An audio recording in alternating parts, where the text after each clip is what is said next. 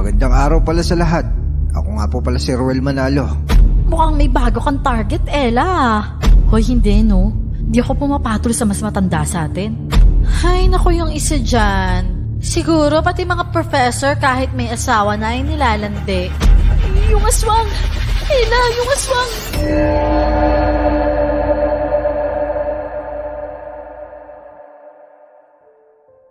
Isa akong first year college student nang mangyari ang lahat ng ito, Miss Clar.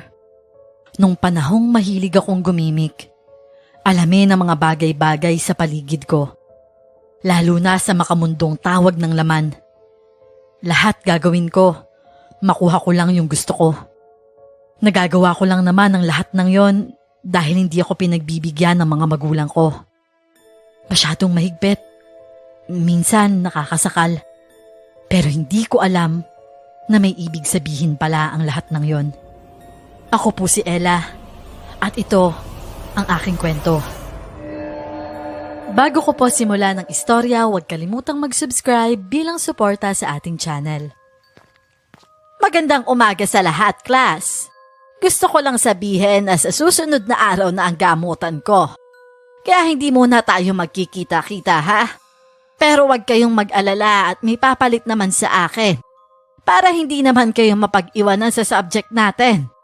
Kailangan lang nating hintayin siya para maipakilala ko rin kayo ng maayos sa kanya. Hindi ko gaanong binibigyang atensyon ng professor ko sa komunikasyon. Isang Filipino subject namin ngayong second sem. Patago akong nakikipag-chat sa kaibigan kong lalaki. At pasimpleng tumatawa. Lalo na nang pasahan niya ako ng litrato ng pribadong parte ng katawan niya. Wow, ang laki naman ito. Ano ba yung pinagkakaabalahan mo, girl? Tingnan mo kasi yung sinadsakan ni Topher. Loka-loka ka talaga. Itago mo nga yan, baka may ibang makakita. Alam mo, Gina, hindi na bago sa akin to, no? Marami naman lalaki dito sa campus na gusto kong matikman. Ay nako, pagalingan na lang talaga sila sa pagpapapansin sa akin, di ba? Ay nako, ikaw na talaga. Ito nga pala si Sir. Doon lang ako napasulyap sa unahan nang may lalaking matangkad at morenong pumasok sa classroom namin. Hindi lang ako, Miss Clar, at halos lahat ng kaklase kong babae natigilan nang makita siya. Kakaibang karisma niya. Napaka-misteryoso, lalo na yung mga mata niya. May kakaiba talaga. Hinihintay kong magkatitigan kami, pero hindi. Ngumiti siya kaya mas lalong bumilis ang tibok ng puso ko. Meet your new professor sa komunikasyon, si Sir Ruel. Sir, pwede ka namang mag-introduce na sa kanila. Magandang araw pala sa lahat. Ako nga po pala si Ruel Manalo. Part-time instructor lang ako at sa oras na bumalik ang professor niyo si Lani, siya na ulit yung magtuturo sa inyo. Hindi naman ako stricto pero hindi ako sigurado kung lahat kayo makakapasa. Marami kayong matututunan sa akin pero huwag kayong maglala. You can approach me anytime kung sakaling nahihirapan kayo sa mga topics natin. Bale, syllabus ni Professor Lani pa rin ang susundin natin para mas madali ito sa lahat. Kung anong mga outputs at requirements na kailangan ipasa, sa akin na yung magpapatuloy. Tama yan, sir. Huwag kang magpapasindak sa mga to. Makinig kayo sana sa kanya ng mabuti, ha? At huwag niyong i-stressin si sir. Baka mawala ang pagkagwapo niyan. Nagtawa na ng mga kaklase ko, Miss Clar. Pero ako, nakatitig lang sa kanya. Mukhang may bago kang target, Ella. Hoy, hindi, no? Di ako pumapatol sa mas matanda sa atin. Mukha namang hindi siya matanda, Mukha namang ilang taon lang ang tanda sa atin. Gusto ko nga makita kung may ibubukol pa yung nasa pants niya, Wala ako sa sariling napasulyap sa pants niya, Miss Clar. Natawa tuloy ako sa mga naiisip ko. Tuluyang umalis si Professor Lani at nag-umpisa si Sir na i-discuss ang naiwang topic ni Professor Lani sa amin. Bago ko nga pala kayo dismiss, gusto ko sana magkaroon tayo ng assistant sa block na to. Ang trabaho niya ay mangolekta ng mga importanteng ipapasa sa akin at dapat on time para naman isahan na lang makakarating sa akin. Sino bang may gusto? Pansin ko at nararamdaman ko na halos lahat ng babae sa klase Gustong maging student assistant niya. Napaisip ako ng nakakatawang bagay para mas lalo pang mainis sa akin ang mga kasama ko dito. Total, palagi naman nila akong pinagchichismisan. Kaya naisip ko na magtaas na lang ako ng kamay. Okay, what's your name, miss? Lahat ng mga kaklase ko napatingin sa direksyon ko na para bang gulat na hindi maintindihan. Tumayo ako na mingiti habang tinatawag ako ni Gina dahil hindi ko porte ang ganitong bagay. Ella Ramirez po, sir. I nominate myself as student assistant po. Thank you for volunteering Anyone na gusto pang lumaban sa kanya? We have a democratic country so dapat may desisyon ng mga kasamahan natin. Pansin kong nahihiya ang mga kaklase kong babae, kaya wala rin gustong lumaban sa akin. Okay, I think our new student assistant sa klase ko ay si Miss Ella Ramirez. From time to time, tatawagan kita for some reminders. Pag may papagawa ko sa klase, ikaw nang bahala na mag-remind pag deadline na ng mga submission. Kaya mo ba? Yes naman po, sir. Kayang-kaya ko kahit ano pa yan. O siya, sige. Wala na ako ibang sasabihin pa. Our class is dismissed. Nagtatatalon si Gina nang lumapit siya sa akin. Habang napansin ko ang masasamang tingin sa akin ng mga kaklase namin. Hoy, ano yun, Ella? Wala. I want to know kung maaakit siya sa akin. Baka malay mo. Malaki rin yung dinadala niya. Check ko lang. Tawa lang ng tawa si Gina habang nagkwentuhan kami sa hallway. O sige na, dyan ka na muna. May klase pa ako, sige na. Bye. O sige na. Baka maliit ka pa. Kita-kits na lang mamaya sa disco Sasayaw-sayaw pa siyang lumayo sa akin kaya natatawa lang ako sa kanya. Naglalakad ako sa hallway nang mapansin kong ako na lang pala ang naroon patungo sa second floor. Habang naglalakad ako sa susunod kong klase, napansin ko na parang may sumusunod sa akin. Ramdam na ramdam ko siya, Miss Clark. Napasulyap din ako sa mga bintana ng room na walang laman. Pero pakiramdam ko, may nakatingin mula roon. Nagtaasa na lang bigla ang balahibo ko sa batok. May nahagip kasi ang mata ko sa dulo ng hallway na para bang sumilip. Kaya nagmadali akong naglakad patungo roon. Hanggang sa makasalubong ko si Sir Ruel. Gulat na gulat din siya nang makita niya ako. Hi sir. Kayo po pala. Oh, dito ba ang klase mo? Opo Nag-uumpisa na nga po yung klase. Medyo late na nga po ako. Pumasok ka na sa loob. Nice meeting you. Oo nga pala sir. May hindi kasi ako nagets kanina sa topic natin Pwede po bang humingi ng help sa inyo? Abay, oo naman. Kung may vacant ka mamaya bago maghapon. Vacant yung oras ko from 2 to 4. I can help you with that sa opisina ko sa lobby. Thank you po sir Walang anuman. Para bang naging mabilis ang takbo ng araw ko ngayon. Pagkatapos ng klase ko, agad akong dumiretso sa opisina ni Sir Ruel. Kumatok na muna ako kahit na gusto ko agad pumasok. Oh, come in. Nagmadali akong pumasok sa loob, Miss Clark. Pero nawala ang ngiti ko nang hindi ko siya makita sa loob. Pansin ko rin ang kakaibang amoy sa loob ng opisina niya. Bukas ang aircon pero ang init sa loob. Parang gusto ko nang tanggalin ang jacket ko sa init. Pero ang tahimik na para bang walang tao doon. Sir, nandyan po ba kayo? Hindi ko alam kung nasa loob siya ng CR o kung ano. Maghihintay lang po ako dito, sir, ha? Sige lang, pasensya ka na Sandali lang naman ako. Pero nakakaramdam na ako ng ines. Nagulat na lang ako nang biglang pumasok ang janitor. Parehas kaming nagulat sa isa't isa. Be, ano bang ginagawa mo dito? Wala naman ang mga teacher sa opisina dahil may meeting. Ano po? May concern ako kay Sir Ruel Kanina kausap ko lang siya. Paano mo nasabing nakausap mo siya may meeting lahat sa board? Ano ba kuya? Kausap ko nga siya kanina. Pwede mo bang buksan yung CR? Napakamot na lang si kuyang janitor at sinunod naman ang sinabi ko. Sumilip ako nang buksan niya yon. Laking gulat ko at bigla na lang bumilis ang tibok ng puso ko nang wala akong makitang Sir Ruel sa banyo. Pero sino ang kausap ko kanina?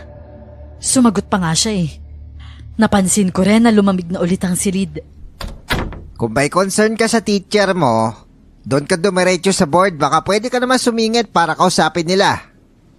Okay kuya. Maraming salamat po. Nako, Iha. Huwag kang magsosolo-solo sa mga rooms dito. Hindi ba't ilang beses na yan sinabi sa inyo ng mga sisters? Hindi ko na lang siya sinagot sa mga sinabi niya sa akin. Wala sa sariling lumabas ako ng room. Iniisip-isip ko yung nangyari sa akin. Minsan, gusto ko na lang maniwala sa mga kumakalat na kwento sa campus namin. Pero ito ang unang pagkakataon na nakaranas ako nito. May nakabangga sa akin kaya sakalang ako nakabalik sa realidad. Dahil sa malalim na ang iniisip ko. Baka siguro guni-guni ko lang yon. Maingay kasi sa hallway at baka mali lang ako ng pagkakarinig. Ayokong isipin ang nangyari sa akin. Kaya nilibang ko na muna ang sarili ko nang makauwi ako sa bahay.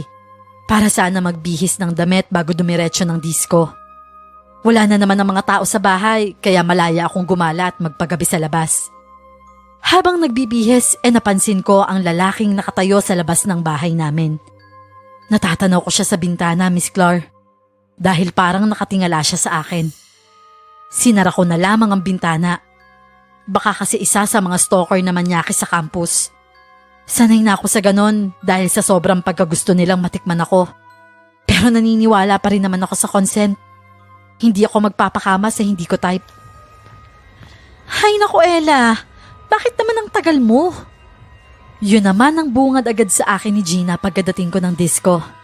Sinalubong na ako ng ingay at malikot na ilaw sa disco na yon. Agad ko nang napansin ang tingin ng mga kalalakihan doon. At alam ko, karamihan sa kanila, may mga nobya na, pero nagagawa pa rin tumingin sa iba. Sorry naman no Gina, palagi naman huling dumadating ang mga reyna, di ba? Halika na nga sa bar counter, kanina pa ako nauuho sa kakahintay sa'yo eh. Habang papalapit kami roon, Miss Clar, sumasayaw-sayaw pa kami. Tinitignan ko ang paligid ko, lalo na ang dance floor ng may mahagipang mata ko na pamilyar na muka. Teka Gina, hindi ba si Sir yun? Nasaan ba? Hindi ko alam, bigla na lang siyang nawala eh. Pinaglulolo ko mo na naman ako, girl. Alam mo namang uhaw ako ngayon kay Sir, pero wag namang ganyan. Baliw, nakita ko talaga siya eh, bigla na lang nawala. Alam mo, Ella, hindi naman pupunta si Sir sa mga ganitong lugar. Kaya halika na, inom na tayo. Tama nga siya, Miss Clar. Imposibleng pumunta si Sir Ruel sa mga ganitong lugar. Kaya hindi ko na lang pinansin. Buong oras akong uminom bago muna ako magsayaw nang may lumapit sa amin na lalaki.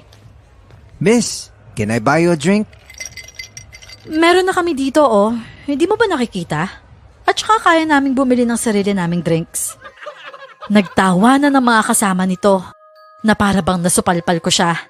Pero makulit siya, Miss Clar. Kaya tinanggap ko para lang hindi matapakan ang ego niya dahil sa mga kaibigan niya. Nagkatapon-tapon pa nga ang ilan sa dibdib ko dahil nakatube lang ako nung oras na yon. O ano, okay ka na ba? Kita-kita ko sa mga mata niya kung paano niya ako titigan. Na para bang isa akong masarap na pagkain. Hinila ko na lang si Gina at dumiretso kami sa dance floor. Habang malakas pa at hindi pa natatamaan ng alak, sumasayaw-sayaw na kami. May ilang lalaki pang napapadikit sa akin. Maluwag naman pero todo siksik sila sa pwesto ko. Masaya kaming nakikipagsayawan doon nang may humila sa buhok ko. Ano ba? Bitawan mo nga ako? Hinila ako ni Gina palayo sa babaeng humila sa buhok ko. Tapos yung babae na yon, pinipigilan siya nung lalaking lumapit sa amin kanina. Ano bang problema mo, ha? Ikaw na malandi ka? Bakit mo nilalandi ang boyfriend ko?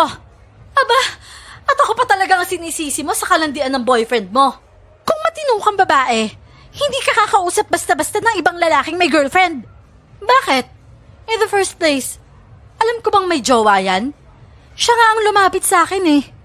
Alam mo, isa ka siguro sa mga babaeng sumisigaw ng feminism at woman empowerment. Tapos pag ang jowa nila ang lumande at nangalabit sa amin, kayong mga babaeng magagalit. Malay ko bang mas sexy ako kaysa sa'yo? Tama na yan, Ella. Let's go na. Ang kapal talaga ng mukha mo, no? Oo, matagal na. Inaamin ko yon. Bakit ikaw? Yung insecurities mo, kaya mo bang tanggapin sa sarili mo? Wala akong nagawa nang hilahin ako ni Gina paalis ng dance floor. Hindi rin naman nakasunod si ate girl dahil inaway na niya ang jowa niya mismo doon. Nakita ko na lang na nag-walk out yung lalaki. Lumabas kami ni Gina hanggang sa makarating kami sa parking lot, malapit sa eskinita. Bakit mo kasi ako pinigilan, Gina? Hay nako, Ella.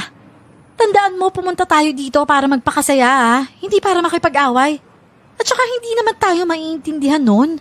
Dahil sarado ang utak nun. At saka tingnan mo, mukhang handa kang kalmutin sa mukha eh. Aba, subukan niya lang nang makita niya yung hinahanap niya. Babalik pa ba tayo sa loob? Ay nako, hindi na, ayoko na. Nawala na ako sa mood. Uuwi na lang ako. Kung ganun di uuwi na rin ako sa amin. Naunang sumakay si Gina sa sasakyan niya, Miss Clar. Pasakay na rin ako sa sasakyan ko nang mapansin ko sa may iskinita na para bang may nakatayong malaking anino doon na nakaturo sa direksyon ko. Pinagkibit-balikat ko na lang yon. Habang nag-start ako ng sasakyan, napasigaw ako sa loob ng may nakatingin na lalaki mula sa labas. Agad akong tumingin sa likod ngunit wala naman. Pero nakita ko yung mukha niya. Nakangisi. Dahil yung bibig lang niya ang nakalabas habang nakasuot ng hoodie jacket. Diyos ko po, akala ko kung ano na. Agad na lamang akong umalis doon at bumiyahe pa uwi sa amin. Pagkahinto ko sa harap ng bahay namin, hindi ko inaasahan na uuwi pala ang mga magulang ko.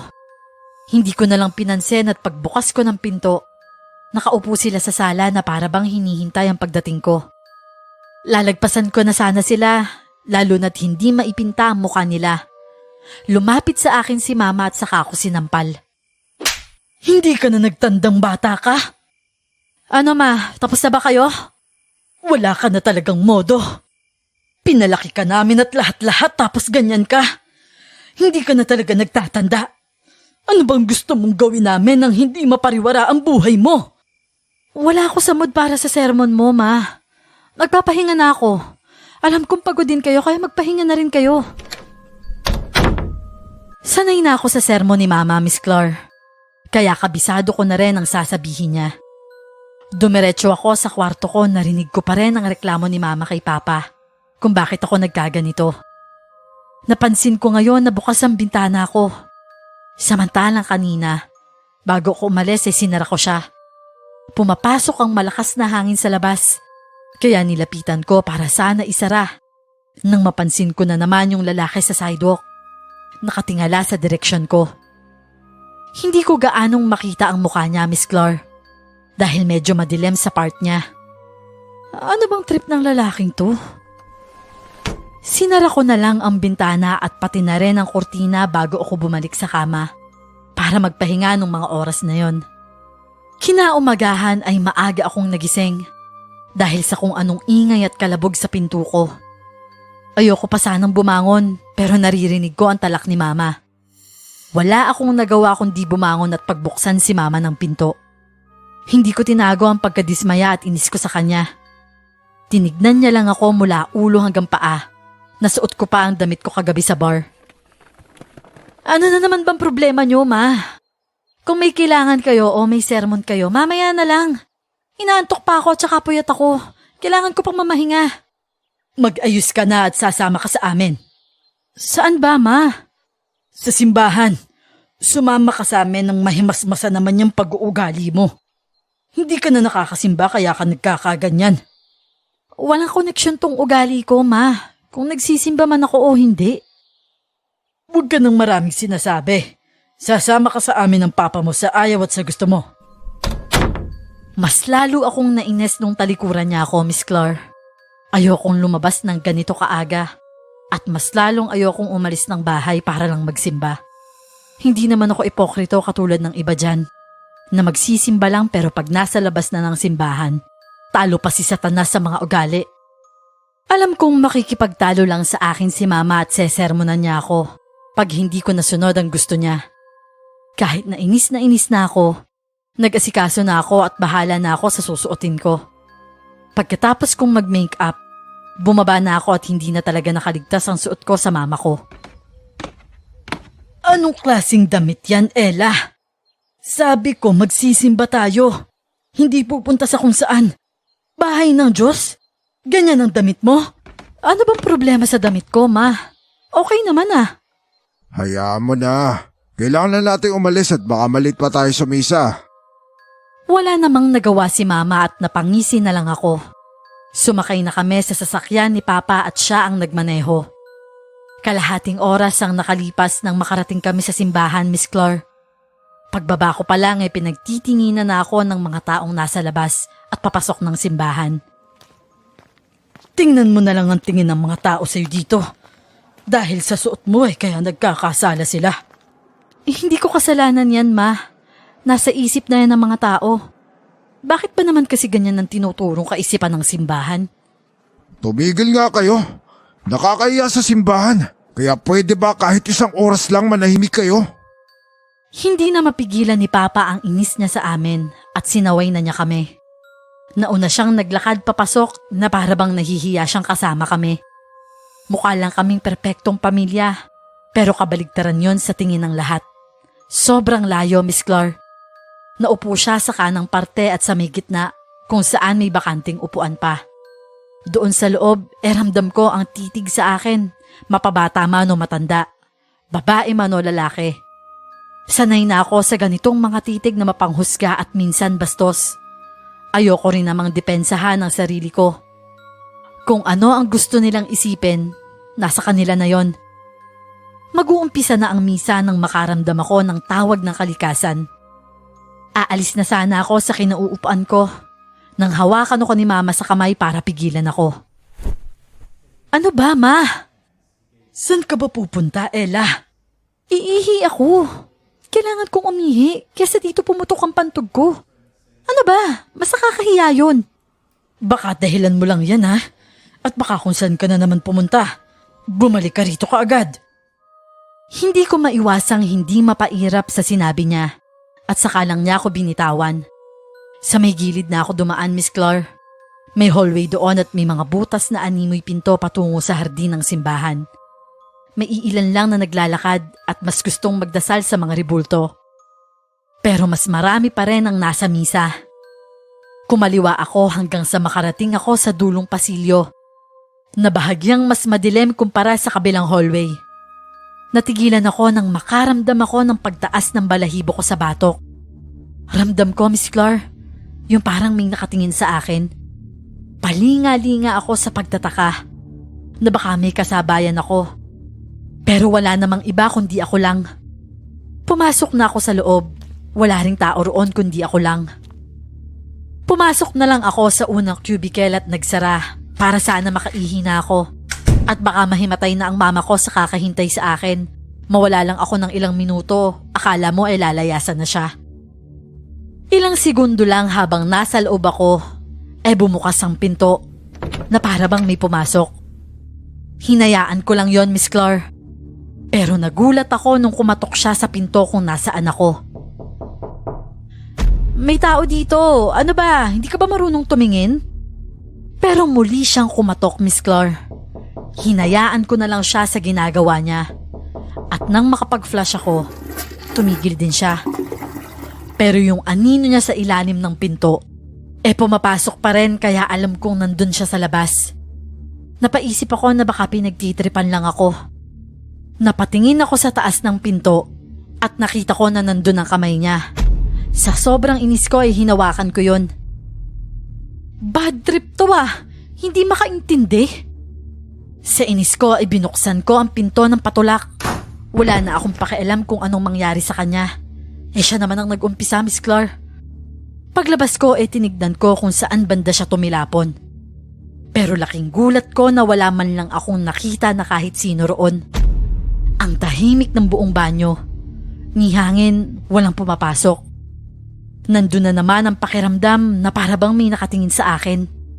Kanina, malamig. At ngayon naman ay umiinit. Kaya nagmadali na akong lumabas ng banyo. Dali-dali akong bumalik sa misa. Pero ramdam ko pa rin yung biglang kalabog ng dibdib ko. Napatulala ako sa kinauupuan ko. At hindi ko namalayan, napansin pala yun ni Mama. Anong nangyayari sa'yo, Ella? Ang tagal mo nang bumalik nagkakaganyan ka pa? Ayos ka lang ba? Okay lang po ako, Ma. Masama lang yung pakiramdam ko bigla. Yan ka na naman sa masamang pakiramdam pag nasa simbahan ka. Yan talagang mga dahilan mo. Magtigil ka nga dyan. Nung pagkatapos ng misa umuwi na rin kami sa bahay, Miss Clar. Pero hindi ko inaasahan na aalis pala sila Mama at Papa. Kaya mag-isa na naman ako sa bahay. Wala pa rin akong imek at iniisip-isip ko pa rin yung nangyari sa akin sa simbahan. Hindi ko alam kung guni-guni ko ba siya. Alam ko, Miss Clar, hindi pa ako kumakain. Pero hindi naman dahilan para makaramdam ako ng ganung bagay. Aakyat na sana ako sa kwarto ko nang may kumatok ulit.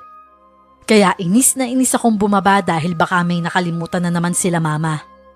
Pagbukas ko ng pinto, isang kuba at matandang babae ang nakita ko. Ano pong kailangan nila? Kanina pa akong naglalakad at naghahanap ng pagkain. Pwede ba akong makahingi ng pagkain sa'yo, Iha? Hindi ako agad nakapagsalita, lalo na't nakatitig ako sa nakatago niyang kalahating mukha sa itim na balabal. May sumisilip na sugat na parabang nalapnos. Ang baho niya pero hindi ko maiwasang maawa. Lalo na't ang dumi ng mga kamay niya. Tinitigan ko siya sa mga mata pero hindi niya ako matitigan ng diretso sa mga mata ko. Sige po. Teka lang po kukuha ko po kayo ng pagkain at saka ng maiinom. Pwede ba akong pumasok? Kanina pa akong naglalakad at gusto ko ng pagpapahingahan kahit sandali. Sige po. Pasok po muna kayo sandali. Dito po sa sala, maupo muna kayo. Pinapasok ko na siya sa loob, Miss Clar. Lalo na't nahihiya rin ako sa kanya dahil sa sinabi niya. Pero sa totoo lang, hindi naman talaga ako pwedeng magpapasok ng kung sino-sino lang. Pero mukhang wala naman siyang gagawing masama. Habang nasa kusina ako nasisilip ko naman siya sa sala. Palinga-linga siya sa paligid namin. Kaya kumuha ako ng makakain at maiinom niya sa ref. Ang pinakamasarap sa ref ang kinuha ko. Kasi alam kong minsan lang niya yung matitikman. Nagulat na lang ako, Miss Clar, nang magsara bigla ang pinto. Kaya agad akong napasulyap doon. Ngunit wala na yung matanda sa sala. Agad kong binitawan ang hawak ko at saka bumalik sa sala para tignan kung nasaan siya. Naging aligaga ako, lalo na't ako lang ang solo sa bahay. Napasulyap ako sa hagdan patungo sa taas ng bahay nang makarinig ako ng mga kalampag doon. Lola, nandyan po ba kayo? Walang sumasagot na boses sa akin ng mga sandaling yon. Muli ko siyang tinawag pero mas lalo lang lumalakas ang kalampag sa taas. Kaya nang lumapit ako sa pinto, hindi ko agad nabubuksan yon. Naririnig ko na parabang may bumababa mula sa hagdan. Pero bago pa man ito makababa, nabuksan ko na ang pinto at sabay labas ako. Nanginginig pa ang mga kamay ko. Imbis na bumalik ako sa loob, tinawagan ko si Gina para kitain niya na lang ako sa park. Doon na ako nagpagabi hanggang sa ihatid niya ako sa bahay. Kailangan kong masiguro na may tao na at nandyan na sila bago ko umuwi. Pwede ka na sigurong pumasok, Ella. Mukhang nandyan na naman yung parents mo Oo, sige. Maraming salamat Gina. Napansin ko rin ang kotse nila Papa kaya pumasok na ako nang makaalis si Gina. Sumalubong agad sa akin ang busangot na mukha ni Mama. Saan ka na naman nanggaling? Hindi ba't sinabi ko na magtigil ka lang sa bahay? Sumama ka na naman sa mga barkada mo. Hindi ka na talaga nasasabihan. Imbis na pakinggan ko ang sermon ni Mama, pinakiramdaman ko ang paligid ko. Dahil may kakaiba talaga dito sa bahay. Pakinggan mo ko at huwag yung mata mo tingin ng tingin kung saan-saan. Wala ba kayong nakitang matandang babae dito? Anong matandang babaeng pinagsasasabi mo, Ella? Wala naman po, Ma. Sige po, sorry. Babalik na lang ako sa kwarto ko. Habang paakyat ako sa taas at papunta sa kwarto ko, naririnig ko pa rin ang sermon ni Mama. Pero mas nangingibabaw ang nararamdaman kong takot. Pagkapasok ko sa kwarto ko, wala naman akong gaanong napansin. Napaisip ako kung paano nakaalis yung matandang babae at kung nakita ba siya nila Mama at Papa. Pero napansin ko na parang hindi ata nila alam. Isinawalang bahala ko na lang. Kahit pa lately kung ano-anong kababalaghan na lang ang napapansin ko sa paligid.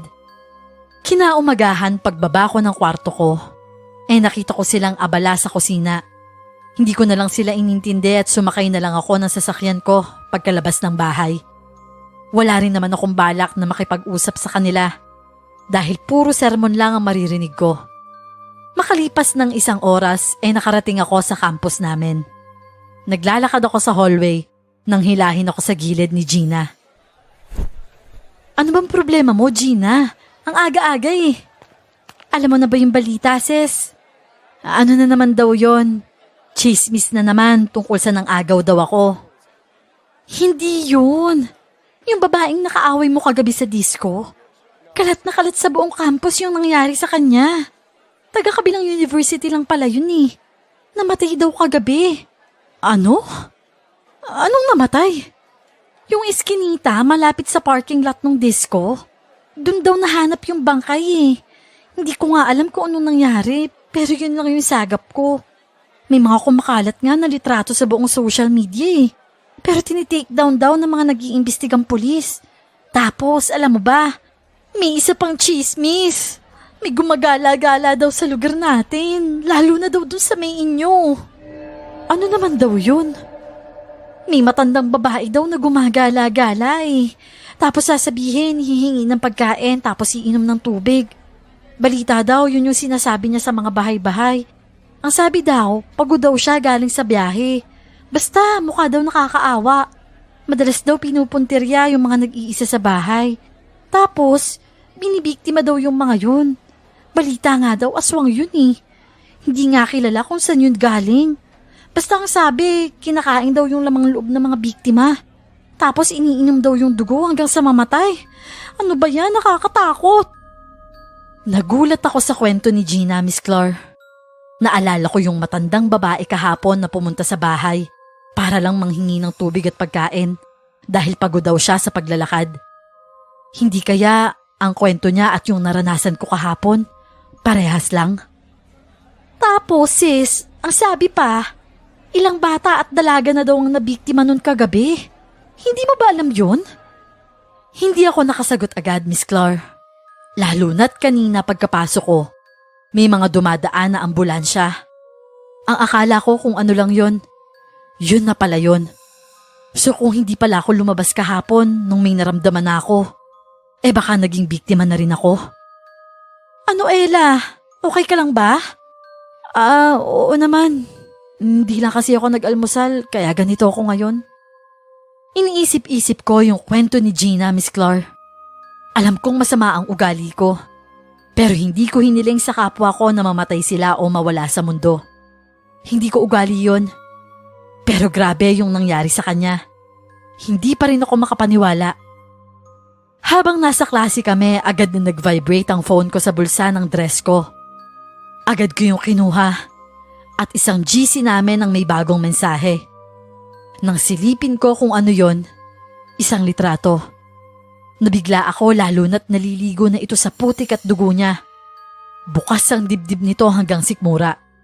Dilat ang mga mata at nakanganga ang bibig. Miss Ramirez, kung magsi-cellphone ka lang sa klase ko lumabas ka na lang.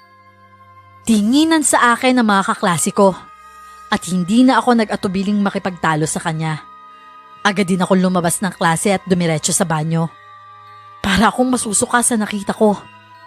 Grabe yung nangyari sa babae na yon. Sinong matino ang pag-iisip ang gagawa nun sa kanya? Sinilip ko ang sarili ko sa salamin. Kita ko na namumutla ang mukha ko. Saka ako lumabas ng banyo. Ngunit hindi ko inaasahan na makakasalubong ko si Sir Ruel. Good morning po, sir. Magandang umaga, Binibini. Ang akala ko bibisitahin mo ako sa opisina kahapon. Okay ka na ba sa klase natin? Gusto kong sabihin sa kanya nung mga oras na yon na pumunta ako sa office niya. Pero may hindi maipaliwanag na nangyari. Nalaman ko po kasi sir na may meeting ang mga professor at instructor. Kaya hindi na po ako tumuloy. Total, may klase naman po tayo mamaya eh. After class na lang po siguro. Oh sure, sige. Why not? Napansin kong nakatitig siya sa akin. Hindi siya makatingin ng diretsyo sa mga mata ko. Pero para bang lagpasan ang tingin niya sa akin. Basta Miss Clar, hindi ko ma-explain. May problema po ba, sir? May problema ka ba? Ano po yun, sir? Madali kasi makita sa isang tao kung may problema siya o hindi. Mukha kang masaya pero sa mga mata mo nakikita ko yung kalungkutan. Para bang may bumabalot na itim na aura sa paligid mo. Kaya kung may problema ka, huwag kang mahihiyang magsabi kahit kanino na sa tingin mong pagkakatiwalaan mo. Yung kaya makinig sa'yo. Natigilan ako nung mga oras na yon, Miss Clar. Ngayon lang may nakakatanda sa akin na para bang concern na concern sa nararamdaman ko. Hindi ko pa gaanong kakilala si Sir Ruel, pero ang gaan na ng loob ko sa kanya. Nung umiti siya ay doon ko lang napagtanto na siya lang din ata ang nagsabi sa akin nun. Naramdaman ko yung tinatago kong lungkot na dinadaan ko lang sa pag-iinom at pagdisko. Okay po, sir. Maraming salamat po. O siya, kita na lang tayo mamaya sa klase natin. Dumating ang oras namin kay Sir Miss Clar. Nung panahong si Professor Lani, hindi naman talaga ako nakikinig sa klase niya. Hindi ko alam kung bakit kay Sir. Nagawa kong pakinggan siya sa klase na hindi man lang ako nakakatulog. Habang nagpapaliwanag siya, napapansin ko na paminsan-minsan napapasulyap siya sa direksyon ko. Hindi ko alam, Miss Clar, kung ilusyonada ba ako o totoong napapansin ko siya. Ang wika ay instrumento ng komunikasyon. Sa pamamagitan ng wika ay naipapahayag ng taong kanyang kaisipan at saloobin sa ibang tao. Nagagamit niya ito sa iba't ibang aspekto ng kanyang buhay, kagaya ng pang-ekonomiya, pang-politika, pang-edukasyon at pang-lipunan. Meron pa bang katanungan? Lahat kami ay sumang-ayon na naintindihan namin ang klase niya. O siya, kung ganun magkakaroon tayo ng recitation ngayong araw. Pakisagot ang aking katanungan sa oras na matawag ka. Nakaramdam kami ng kaba lalo naman ako, Miss Clar. Hindi naman kasi ito madalas na ginagawa ng mga professor namin. Okay, Mr. Ramirez, tumayo ka. Ako po, sir? Oo, ikaw. Anong ibig sabihin na ang wika ay masistemang balangkas? Ayon sa ating pinag-usapan kanina lang. Sir, ang ibig sabihin lang po nito, lahat ng wika sa daigdig ay sistematikong nasasaayos sa isang tiyak na balangkas. Lahat ng wika po nababatay sa tunog. Very good. Pwede ka na maupo. Hindi ako makapaniwala na tama ang aking tsamba na sagot. Ibig sabihin, may naintindihan ako sa kanya noong mga oras na yon. Wow, Ella. May talino ka rin pala kahit puro lalaki ang nasa utak mo. Baliw. Sira ka talaga, Gina. Natapos ang klase namin na halos kalahati sa classmate ko ang nakapag-recite. Gina, wait lang. Mauna ka na, may itatanong lang ako kay sir. Sige. Kita na lang tayo sa cafeteria. Tuluyang ako at si Sir Ruel na lang ang natira sa room na yon. Oh, ano pala ipapatulong mo sa klase natin? Ang galing mo naman sumagot kanina Hindi po to tungkol sa klase natin, sir. Tungkol po to sa nararamdaman ko at problema ko katulad ng sinasabi nyo. Mabigat po Hindi ko na rin kaya. Sige lang, makikinig ako. Hindi kita uhusgahan. Bilang teacher mo at pangalawang magulang mo, makikinig ako sa'yo. Hindi ko na po kasi maramdaman ang pagmamahal ng mga magulang ko, sir. Palagi na lang po ako napapagalitan. Kaya lang naman ako nagkakaganito dahil sa kanila din Hindi man lang nila ako magawang bigyan ng oras.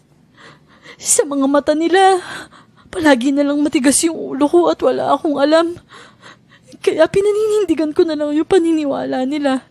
Hindi ko makuha yung suporta na kailangan ko sa kanila, sir. Hindi ko alam na sa unang pagkakataon, Nasabi ko sa iba ang bigat na nararamdaman ko. Dahil kahit kina Gina, hindi ko magawang sabihin ito. Sa sobrang sama ng loob ko, ayoko silang maalala. Pinakinggan lang ako ni Sir at hinayaan niya akong umiyak. Halos napapapikit na ako dahil sa luha ko. Pero habang nakapikit ako, may isa akong imahe na nakikita. Yung lalaking nakangisi na para bang papalapit sa akin. Napadilat agad ako kahit segundo lang yon at sabay tayo palayo kay Sir. Bakit? Anong problema? Palinga-linga ako at hinahanap ang lalaking nakangisi na yon. Hindi ko gaanong makita ang mukha niya dahil sa suot niyang jacket. Dahil yung hood ay nakapatong sa ulo. Dahilan para matakpan ng kalahati ng itaas na bahagi ng mukha niya. Tumigil din ang luha ko. At doon ko lang naramdaman ang kaba sa dibdib ko. Ayokong magmukhang weirdo sa kanya dahil nakakahiya. Oo, wala po, sir. Gusto mo bang gumaan pakiramdam mo? Pwede kitang yayain sa opisina. Doon malaya ka makakapagsabi ng sama ng loob mo. Makikinig naman ako sa iyo eh. Maraming salamat po, sir. Kahit papano, nakatulong naman po. Ganun dapat. Ang mga tao dapat nilalabas nila ang luha nila. Dahil pag sumobra yan maaaring sumabog yan sa loob. Nginitian ko na lamang siya bago ako nagpaalam na aalis na para sa susunod kong klase. Simula ng araw na yon at dahil kay Sir Ruel, mas lalo akong nagsipag sa pag-aaral. Yung mga dating hindi ko ginagawa, ginagawa ko ngayon. Hindi naman pala siya masama. Nagkaroon kami ng long quiz sa probability at statistics namin. Masakit talaga sa ulo ang numbers, pero mahal ng mga tao ang pera. In-announce na ang scores namin, Miss Clark. The highest from the class, and I quite didn't expect this, is Miss Ramirez. Actually, she got a perfect score. Palakpakan niyo siya, class. Ako po, sir? Ano ba yan, girl? Ba't naman hindi mo ako pinakopya?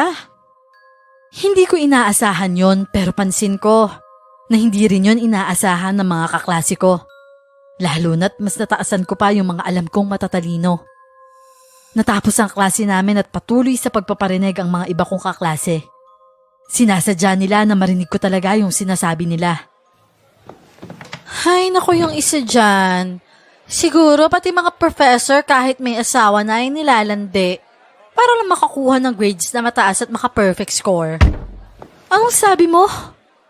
May klase pa tayo, Ella. Hayaan mo na yan. Hay naku, Gina. Hindi ako tatahimik sa mga ganyan Ay, ikaw, Yani. Ano problema mo? Bakit? Natatamaan ka ba? Baka malay mo, iba lang yung sinasabihan ko. Bakit hindi mo sabihan ng diretso yung gusto mong patamaan? Ang plastic mo rin no? Kasing plastic ng ilong mong gawa. Anong sabi mo? Hindi gawa ang ilong ko, ha? Tatawa pa sana ako nang bigla niya akong hampasin ng bag. Nasaktan ako dahil sa bakal nun. Kaya sinugod ko siya at nakipagsabunutan ako sa kanya. Tama na yan, Ella. Ano ba? Tara na! Dahil sa nangyari, Miss Clark, wala kaming nagawa kundi ang dalhin sa disciplinary office. Puro kami kalmot sa isa't isa. Pati ang witness ay dinala roon para marinig ang kanya-kanya naming panig. Wala sana akong kaso rito dahil si Yani naman ang nag-umpisa. Pero may pasa si Yani sa muka na akong may gawa dahil sa sobra kong panggigigil. Dahil sa nangyari at makailang beses ka na nagkaroon ng mga record sa amin. Wala akong magagawa kundi ang i-expel ka sa eskwelahan. Tatawagan din namin yung mga magulang mo para alam nila yung nangyari sa iyo Hindi na ako nakipagtalo sa kanya dahil wala rin naman akong magagawa. Pinalabas na lamang kami. Pinadiretso ko na lang si Gina sa klase. At wag na siyang mag-alala sa akin. Dahil hindi rin naman na ako makakabalik pa sa campus. Kailangan ko nang ihanda ang sarili ko sa magiging reaksyon ng mga magulang ko. Nakasalubong ko sa hallway si Sir Ruel at nagulat siya nang makita niya ako. Oh, anong nangyari sa'yo? Pasensya ka na, sir, pero napaaway ako Halika na muna sa loob. Gamutin muna natin yung mga sugat mo. Okay po, sir. Pagkapasok namin sa loob, Miss Clark, muli ko na namang naramdaman na para bang sobrang init sa loob, samantalang bukas naman ang aircon sa loob ng opisina. Para ring ang bigat sa pakiramdam. Pinaupo niya ako roon at kinuha niya ang mga gamit niya, panglinis ng sugat. Pwede ka ba magkwento na kung ano yung nangyari? Saka ko naman kinuwento sa kanya yung nangyari sa akin. Grabe naman pala yan, ano?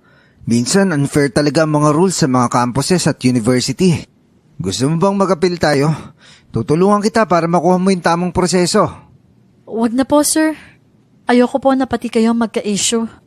At baka pag-usapan na naman ako na pati ikaw nilalandi ko po. Kung ganun edi sige. Pero kung kailangan mo ng tulong, nandito lang ako para sa'yo. Maraming salamat po talaga sa inyo, sir, ah. Walang anuman, Miss Ramirez. Nung makapagpaalam akong aalis, dumiretso ako sa bahay. Hindi ko inaasahan na andoon ang mga magulang ko habang nakaimpake ang ilan kong gamit sa pintuan. Ano na naman ba to, ma? Kahit kailan talaga, kahit anong pakiusap ko, hindi ka talaga magtitino. Mas magandang lumayas ka sa pamamahay ko at magsarili ka na. Total, parang yan naman talaga ang gusto mo.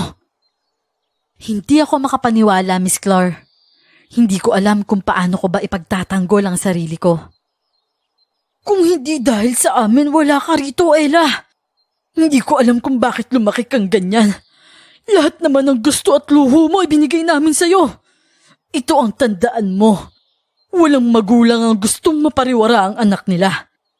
Kaya kung hindi mo ako naiintindihan, sa oras na maging magulang ka, maiintindihan mo rin kung anong gusto kong sabihin sa'yo. Kinuha ko ang gamit ko at tumalikod sa kanya na hindi man lang nagpapaalam, Miss Clar. Pakiramdam ko, tinalikuran ako ng mundo. Hindi ko rin ginamit ang kotse na binigay nila sa akin nung nagdibo ako. Kanila naman yun eh. Gusto kong patunayan na kaya kong mag-isa na wala sila. Pero ang tanong ko sa sarili ko, saan ako mag-uumpisa? Saan ako hihingi ng tulong? Sa aking paglalakad ay nakarating ako sa isang terminal. Ilang beses kong tinatawagan si Gina kasi siya lang yung malalapitan ko. Magdidilim na rin at kailangan ko ng matutuluyan. Suspended na yung mga credit card ko kaya hindi ako makapag-hotel man lang. Ay, salamat Gina. Sumagot ka rin. Busy ka ba? Sorry Ella. Sabi kasi ni na Mami, huwag na daw ako makipagkaibigan sa'yo eh. Ano? Bakit daw? Dahil ba sa nangyari? Oo, Ella. Lalo na at kalat sa campus na anak raw ni kamatayan. Kasi si Yani pagkatapos natin sa office, nakita siyang patay na sa banyo. Katulad sa nangyari dun sa babaeng nakaaway mo. Ano? So sinisisi nila ako sa mga nangyari sa kanila? Hindi ko rin alam, Ella, kung nagkataon lang yun. Pero sunod-sunod kasi na-involved ka eh. Tapos, namatay din sila pareho. Baka mamaya minamalas ka, Ella. Kung ako sa'yo magpabasbas ka na muna para naman mabawasan. Hindi ko na tinapos sa mga sasabihin niya, Miss Clar. Siya pa naman ang unang taong akala kong malalapitan ko. Hindi rin pala. Kulang ang pera kong pambayad ng matutulugan na ligtas dahil baka kung ano pang mangyari sa akin kung magmomotel ako. Umalis na ako sa terminal kahit gutom at pagod. Kung saan-saan ako napadpad sa paglalakad at kakaisip din sa nangyari kay Yani. May punto si Gina, Miss Clar. Nung una, yung babaeng nakaaway ko sa disco. At sunod naman, si Yani. Pero hindi ko naman kasalanan kung may nangyaring masama sa kanila. Gusto lang talaga nilang ikabit sa akin yung issue para may masisi sila. Miss Ramirez! Napasulyap ako sa kotseng nakahinto sa gilid ng sidewalk. Nakababa ang salamin sa may driver seat at nakalabas ang mukha ni Sir Ruel. Sir Ruel? Anong ginagawa mo? Bakit naglalakad ka dito? Tsaka, ano yung maletang dala mo? Hindi ko alam kung bakit nakaramdam ako ng hiya. Hindi ko rin maitago ang bag at maleta kong dala sa likod ko dahil bahagyang malaki yon. Kasi po sir, pinalayas po ako ng parents ko sa bahay namin. Nako, halika na nga muna. Sumakay ka muna sa akin. Pero sir... Halika na. Naalala ko may balita na pag-alagala ngayong lalaki. Pinapatay niya pagkatapos pagdiskitahan ng biktima niya. Kaya sumakay ka na. Baka kung ano pa mangyari sa'yo eh. Mas ligtas ka kung sasama ka sa akin. Sige na. Okay po, sir. Sumakay na ako doon at tinulungan niya akong ilagay sa compartment ang mga dala kong maleta at bag. Kumain ka na ba? May matutulayan ka na ba? At dun kita ihatid. Ang totoo po niyan, sir, walang-wala po ako. Hindi ko nga po alam kung saan ako pupunta ngayon eh. Ganun ba? Bakit hindi ka muna dito sa bahay ko? Nakita ko na lang ang sarili ko na sumama sa kanya sa bahay nila. Pinatuloy niya ako sa loob, Miss Clar. Medyo malayo rin siya sa bayan at napapalibutan ng mga puno. Kung hindi ka sanay, matatakot kang lumabas sa gabi. Lalo pa nung mga sandaling yon, Miss Clar. Dahil medyo umuulan. Wala po ba talaga kayong kasama sa bahay, sir? Solo lang ako sa buhay. Dahil patay na ang mga magulang ko sa probinsya. Kaya pumunta muna ako dito para makipagsapalaran. Naupo na muna ako at tinignan ang paligid. Ang init din sa loob at para bang may kakaiba sa bahay niya. Hindi ko lang masabi kung dahil ba sa mainit talaga o masikip lang. Ano bang gusto mo? Hindi ka pa kumakain eh. Paglulutuan kita. Kahit ano naman po, okay sa akin, sir. Sumunod ako sa kanya sa kusina, Miss Clar. May isang pintuan doon na hahawakan ko na sana. Nang tawagin niya ako at bahagya pa akong nagulat. Dahil parang tumaas ang boses niya. Wag! Bakit po? Pasensya na po, sir. Sorry, basement kasi yan. Makailang beses na ako nakakakita ng ahas dyan kaya hindi ko yan binubuksan. Bakit hindi po kayo magpatawag ng expert, sir? Kasi hindi naman sila basta-basta patayin eh. Tumawag na nga ako eh. Kaso hindi ko alam kung bakit hindi pa sila pumupunta. Huwag mo nang isipin yan. Magluluto muna ako ha. Sandali lang to. Napansin kong maraming stock na karne sa ref ni sir. Pero kakaiba yung amoy na nanggagaling doon. May isang malaking freezer pa siya sa tabi. Para bang may pinapakain siyang isang buong pamilya sa dami nun. Pinapanood ko lang siya hanggang sa mapansin kong yung adobong baboy niya walang rekado o mga bawang man lang siyang hinahalo. Pero naalala ko sa history class namin na may mga taga-probinsya na hindi mahilig sa mga ganong pagkain na may rekado. Ready na ang pagkain. Kumain ka na marami ha. Inanda ko yan para sa'yo.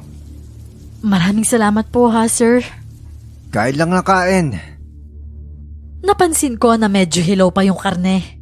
Lalo na yung buto na may mga dugo pa na humahalo sa sabaw. Pero napansin ko si Sir Ruel. Sarap na sarap sa kanyang pagkain.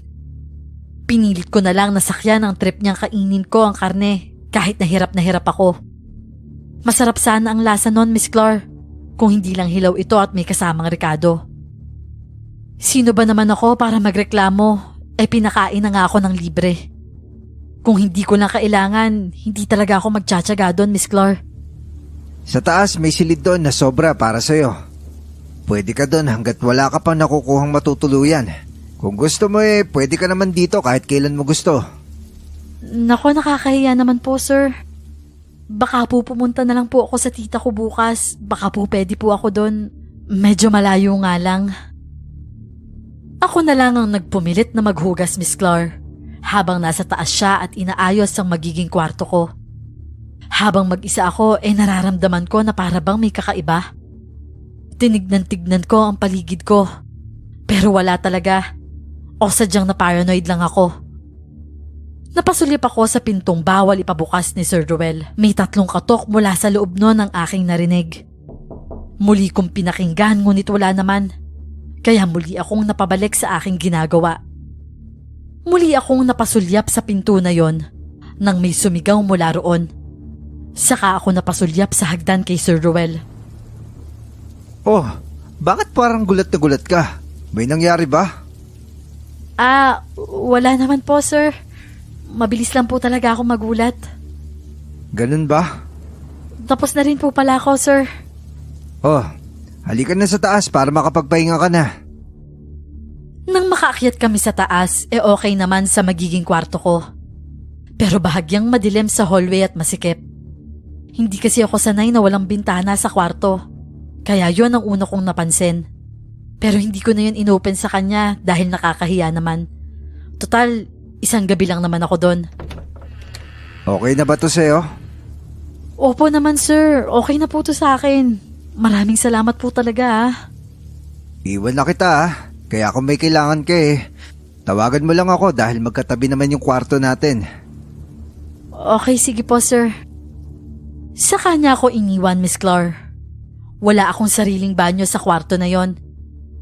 Kaya isinara ko at inilak ang pinto para naman makapagbihis ako.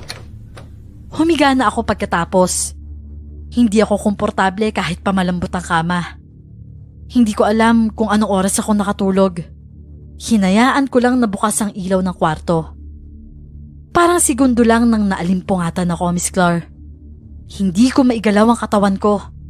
Pero nanlalaki ang mga mata ko na nakatitig sa anino na papalapit sa akin.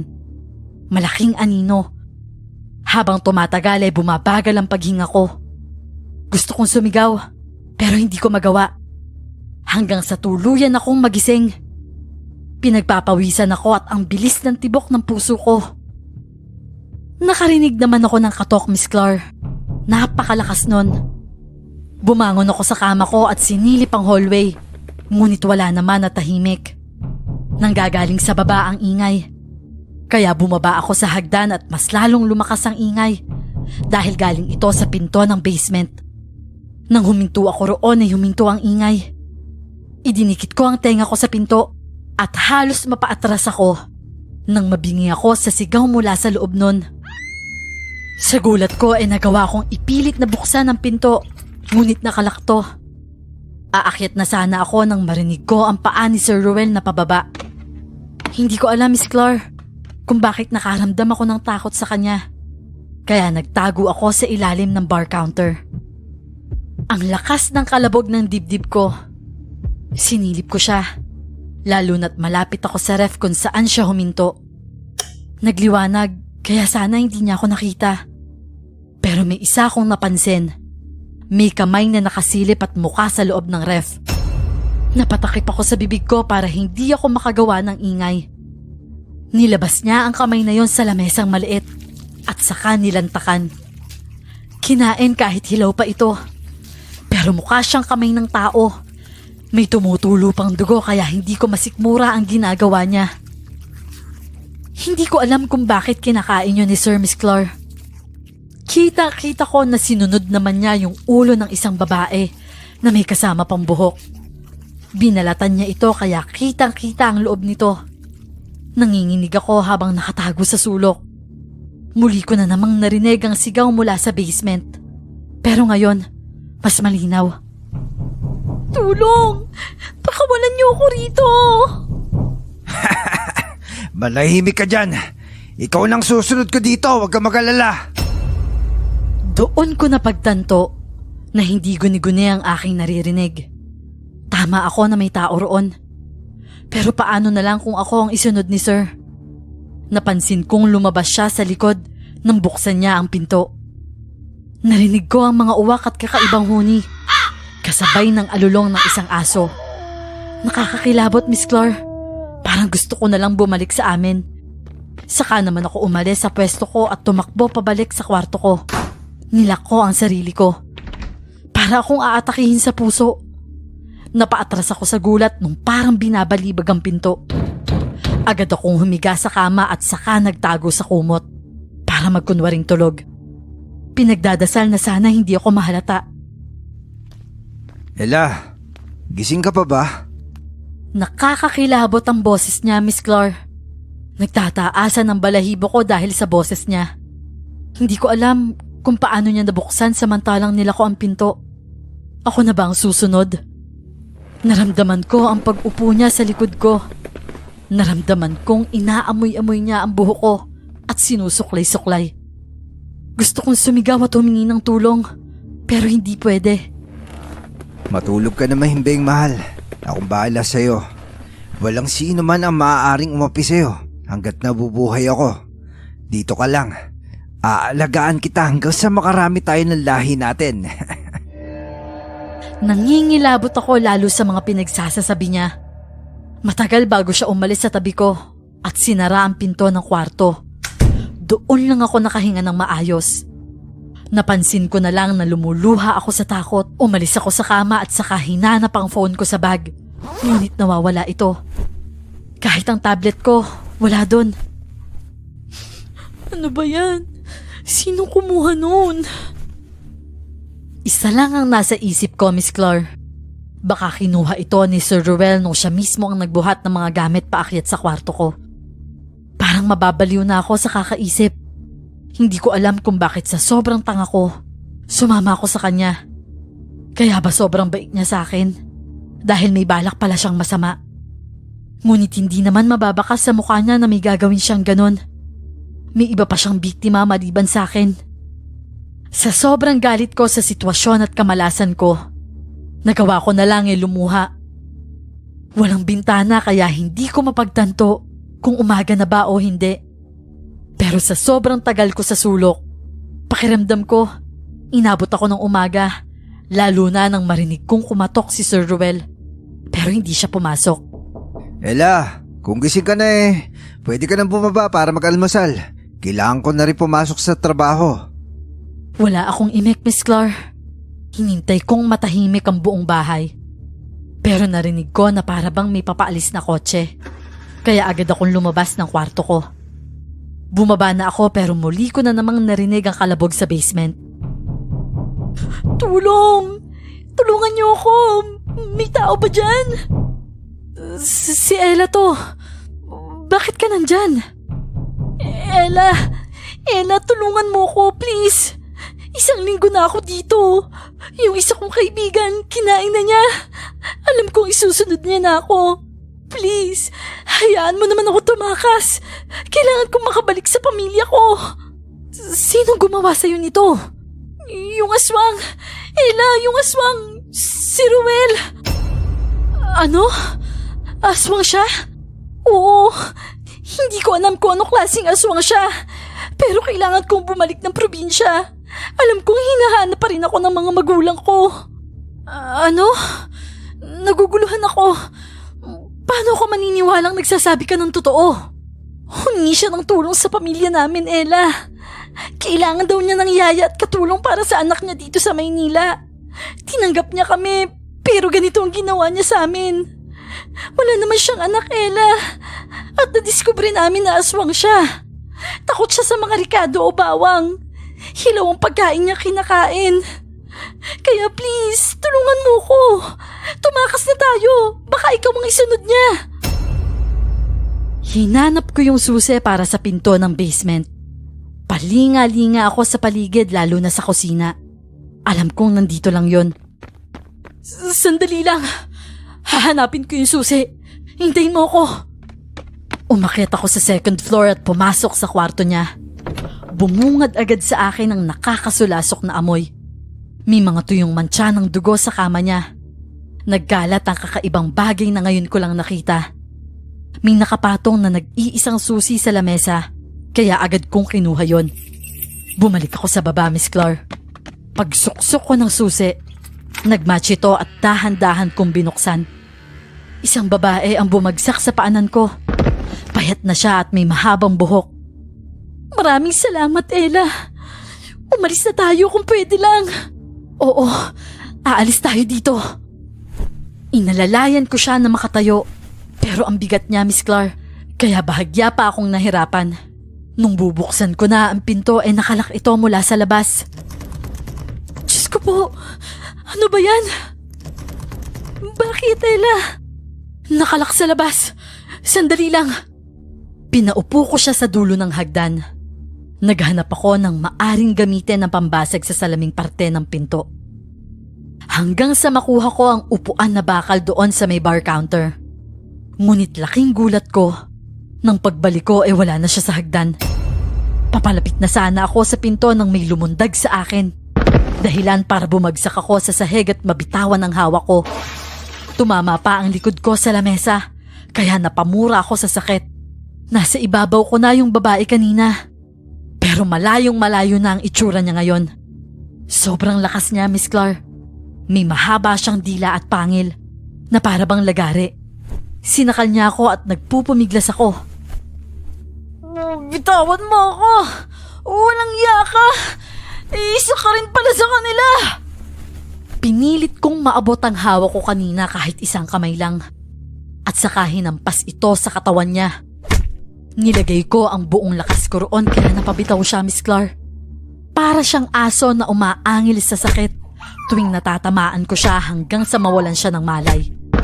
Yung pinto naman ang pinagdiskitahan ko, buong lakas kong hinampas ang salamin na bahagi noon hanggang sa mabasag ko siya.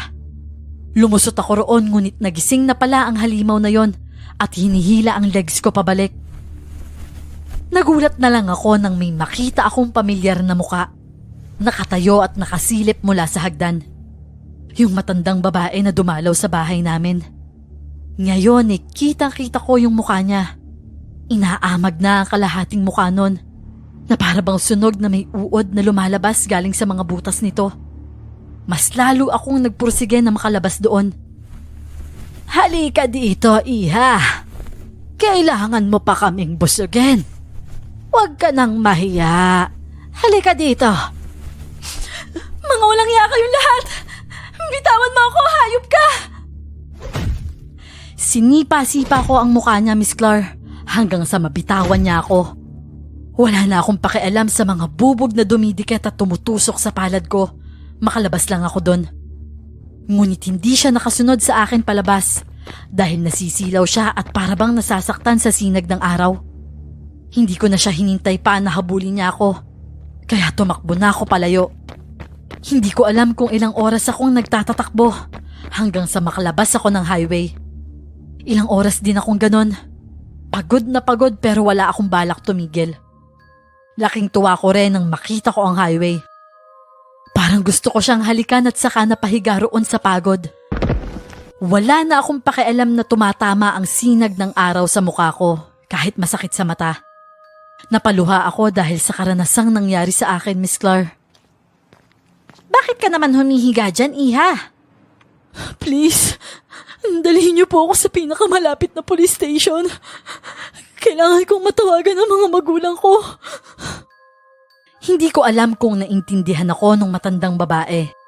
Pero kinuha niya ang phone niya sa luma niyang bag na para bang may tinatawagan. Ilang minuto akong nakaupo sa malapit sa poste at may lumapit na pulis. Nag-aalala kung anong nangyari sa akin. Kailangan ko po ng tulong niyo, please. Kailangan ko po yung mga magulang ko. Halika na, sumama ka na sa amin. Sinakay nila ako sa kotse nila, Miss Clar. Paalis na ako roon nang makasalubong namin ang sasakyan ni Sir Ruel na para bang pabalik na sa bahay niya. Tinted ang kotse ng mga pulis kaya hindi niya ako nakita. Nang dalhin nila ako sa police station, agad nila akong pinahiram ng telepono para matawagan ng mga magulang ko. Kinuha nila ang statement ko kung anong nangyari sa akin. Hindi ko gaanong maipaliwanag dahil kusa akong sumama. Dumating ang mga magulang ko na sobrang nag-aalala sa akin. Patawad, anak ko. Patawad sa pagpapalayas namin sa'yo. Akala namin hindi ka nababalik. Nagsilbing aral sa akin ang naging karanasan ko, Miss Clar. Kahit na may pamilya na ako, dala-dala ko pa ang takot na yon. Lalo na kung makakarinig ako ng alulong ng aso o huni ng uwak. Dapat pala, hindi ko sinuway ang bilin sa akin ng mga magulang ko. Di sana wala akong trauma ngayon. Minsan sa gabi, Miss Clar, napapanaginipan ko pa rin siya. Nabalitaan ko na lang na hindi na siya nagtuturo nun. At naging misteryoso ang pagkawala ng ilang estudyante sa campus namin kahit lumipat na ako sa ibang paaralan. Naging wanted siya sa buong kapulisan dahil sa sumbong ko, pero hindi nila siya mahanap. Hanggang ngayon, Miss Clar, wala na akong balita sa kanya. Yung bahay na pinagdalhan niya sa akin nung puntahan ng mga pulis, wala ng tao. Kaya ngayon, Miss Clar, masyado rin akong istrikto sa mga anak ko. Tama nga sila. Hindi mo mararamdaman ang takot ng isang magulang kung hindi ikaw ang nakaranas.